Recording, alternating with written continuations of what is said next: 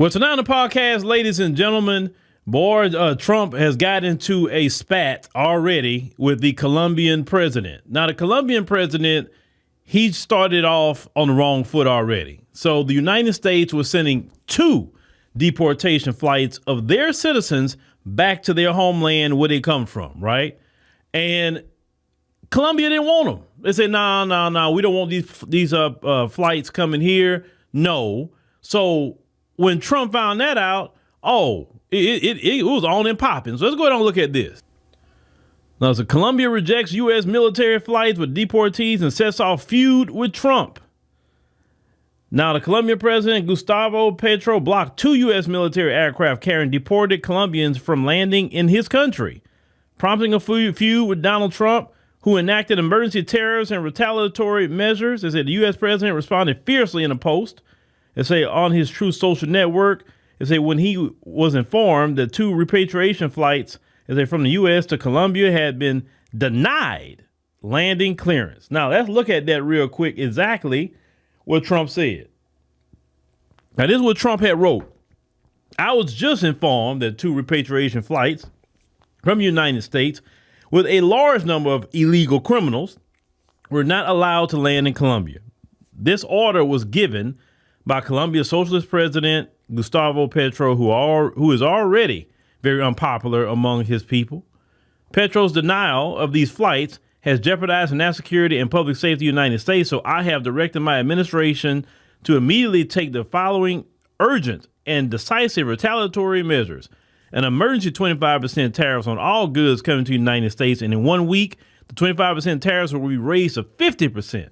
A travel ban and immediate visa revocations of the Colombian government officials and all allies and supporters, visa sanctions on all party members, family members, and supporters of the Colombian government, enhanced custom and border protection inspections of all Colombian nationals and cargo on national security grounds, IEEPA treasury, banking, and financial sanctions to be fully imposed, which that's actually the most crippling. These measures are just the beginning. We will not allow the Colombian government to violate its legal obligations with regard to the acceptance and return of the criminals they forced into the United States. So this is what Trump has said immediately. And boy, I'm glad Trump back in office. Y'all just don't know how glad I am Trump back in office, because all this stuff that's going on, see, all these different groups had a lot of mouths to say to us. Well, let's finish this off. So as we all read here, we went through all that. So Petro himself decides to respond as well. OK, now I'll show you what he said after the fact. Now I'm gonna read that in its entirety. So originally what you see here is what he said. Of course, that's in Spanish, but it was also translated also in English. So let's look at the English translation. Yes, this translation is correct. They say the president, Petro, deposes of a presidential plane for the dignified return of Colombians and lead efforts into the extraordinary assembly of the CELAC. Now say that's Bogota, January 26, 2025. The government of Colombia confirms its participation in the extraordinary assembly of the Community of Latin American Caribbean States. Convened to take place on January 3rd in Caracas. They say this meeting has been called to address strategic issues for the region, such as cooperation on migration, the protection of human rights, and the strengthening of relations among member countries. Now, I say in preparation this summit, conversation has been held with Honduras, the country that holds the presidency of CELAC, with the aim of promoting a regional approach to the migration challenges and guaranteeing dignified conditions for the citizens of the region. So to go through all of this, basically, he backtracked. Now, he at the bottom, you know, he's talking about all these just different things. I don't want to bore you with all that, but he backtracked. He's going to take his citizens. Now, the one thing that they was very upset about, and they was upset about them getting off the plane in handcuffs. Brazil had about 88 people that was deported over there. They came off the plane in handcuffs. They was very upset about that. They said they're going to call Washington and say, trying to figure out why they in handcuffs. Well, a lot of people they've been getting on these deportation missions has been very violent criminals. Why would you let them roam around with their hands free like they was just like some law-abiding citizen that didn't do anything wrong. Forget a dignity. My thing is this. If any American go to anybody's country and do wrong, do we really have a choice if they put us in handcuffs or not? Let's just keep it 100. So if we go to Colombia, if I go to Colombia and commit a crime, and do I got a choice when they want to deal with me, if they put me in handcuffs or not? No, because they come and see me for a crime I committed. Same thing in Brazil. If you commit a crime in Brazil, they're going to put handcuffs on you. It's just that simple. These people are unlawfully coming into the United States. They're breaking our laws. So they sending them back, no different than anybody else that will be considered criminal transport. Just like you take a prisoner from one jail, he's handcuffed. On a bus to another jail, they're handcuffed till they get there. They get off the bus, handcuffed. Y'all so mad about them being handcuffed, be mad at yourself that your country has been so horrible to its own people that they want to go through hell and high water to get to the United States. That's what you should be saying. You should not be having your people leaving in caravans. But see, them, and I remember I covered this about the Honduran president too. She was saying, oh, well, I'm not going to let them, I ain't going to let them come back here. But you know what I'm saying? Like, you're not going to do what? These are your people. They're not dropping off, Guatemalans and anybody else in Colombia. No, this is Colombian people coming back to their country where they come from, swinging that Colombian flag and all of that. And you don't want your own people back? And you saying some stupidity like, well, they own some military transport. Why in the world they like? Why are they even here? But you're seeing that not only with ICE. I want y'all to check this out. So let me show y'all one more thing that was put up today. Those of you in Chicago, let me show you this.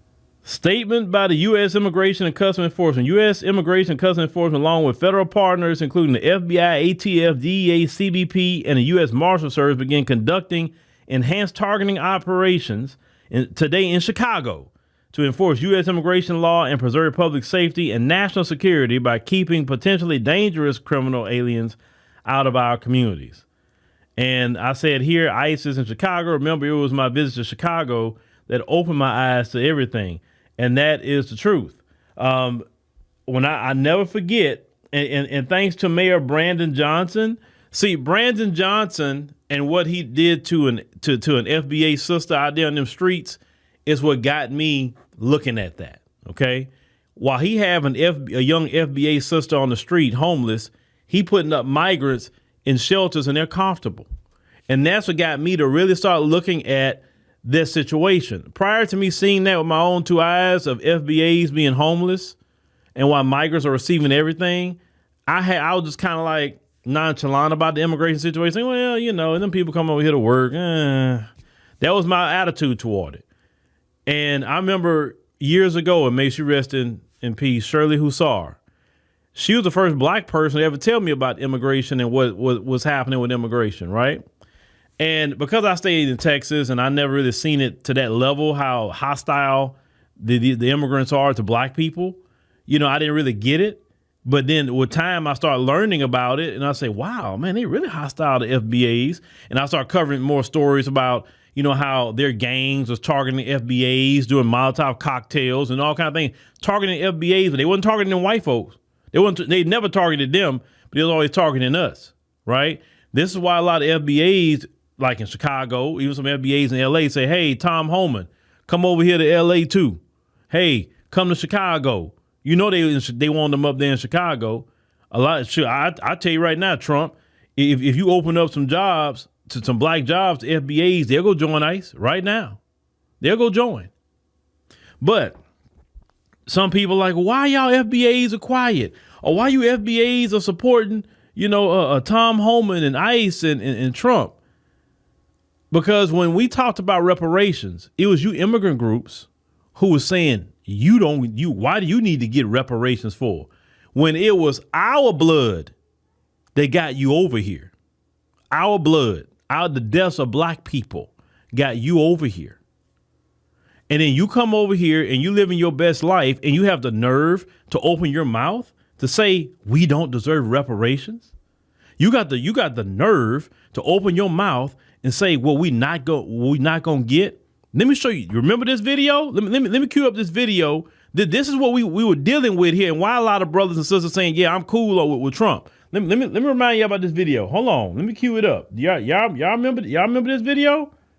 Oh, let's start from the beginning. Hold on. Cue it up. No more money for you. You work. No more money for you. Bye-bye.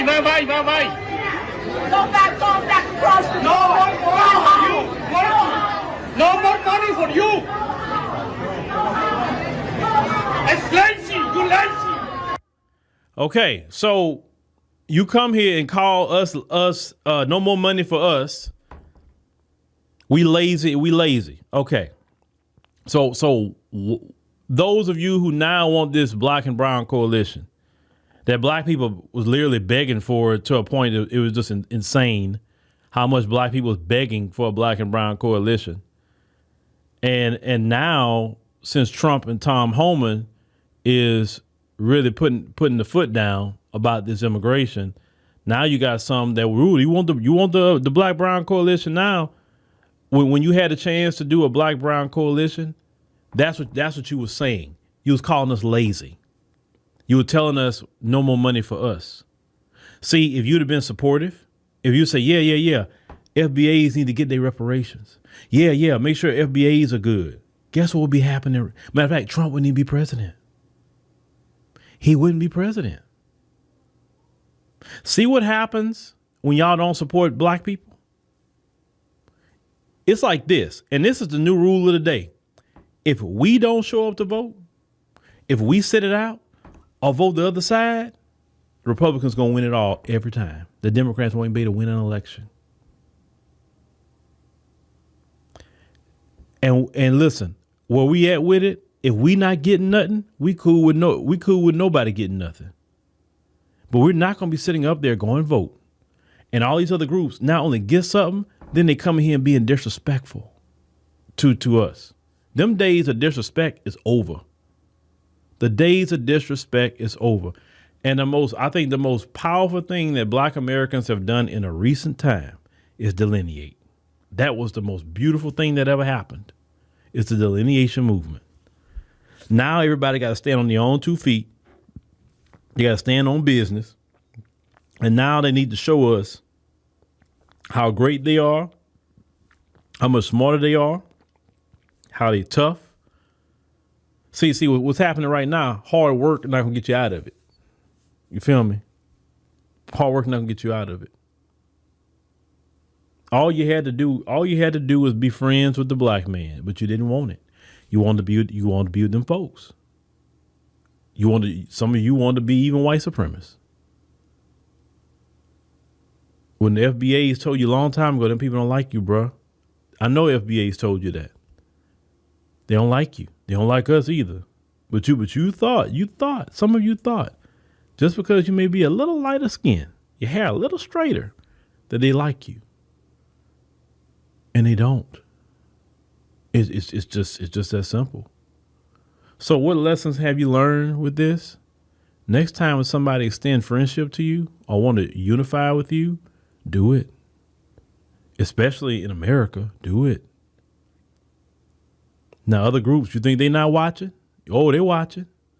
Don't be surprised, y'all, in this 4 years, how so many different groups it's going to be. Oh, they're going to be ready to be so nice to FBAs.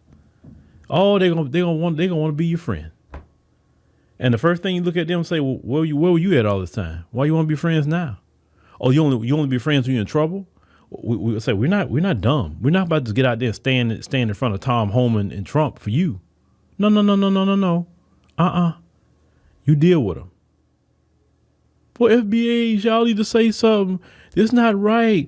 Hey, we helped y'all, 2,000 years ago. Like, no. What have you did 2 months ago? What did you do 2 years ago? What did you do 10 years ago, 20 years ago? You can't come to me with no 100-year thing and say, well, look, this what we did for y'all. You didn't do nothing for my people at all. What are you talking about?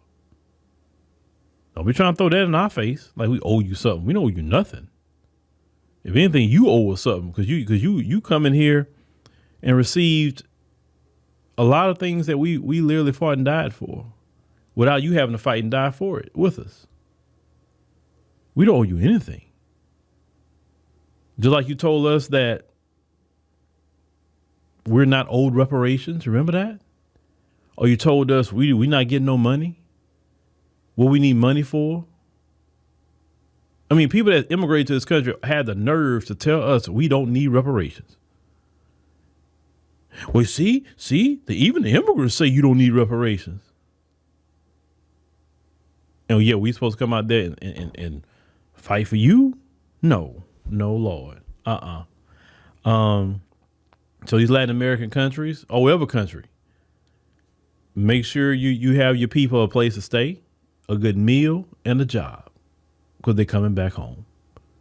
It's just that simple. We have been disrespected so much as Black Americans. So much we have been disrespected. Y'all have targeted us. Your gangs have targeted us in these cities, especially in places like Los Angeles, California.